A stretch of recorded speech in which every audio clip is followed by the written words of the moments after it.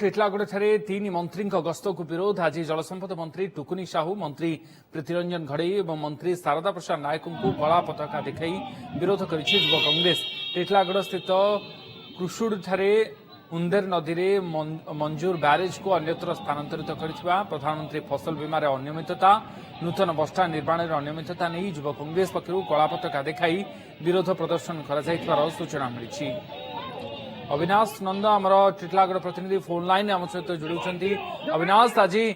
युवा कांग्रेस कर्मी माने तीन जन मंत्री गस्त को विरोध करमती से जाउथिबा कारकेड पाखरे ठिया ही विरोध प्रदर्शन कर नाराबाजी कर दाबी कौन से देखो आज तीन मंत्री टिटलागढ़ गस्त था मंत्री टुकुनी साहू मंत्री प्रीतिरंजन घड़ई और मंत्री शारदा प्रसाद नायक प्रथम जो टिटलागढ़ डीएवी कॉलेज को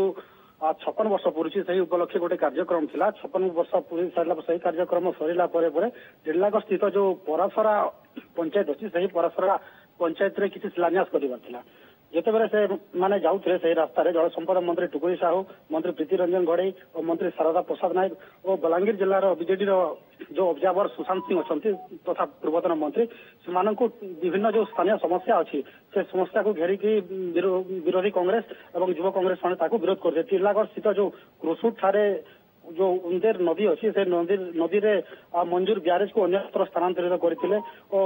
प्रधानमंत्री फसल बीमा योजना रे टिटलागढ़वासी को अनियमितता कर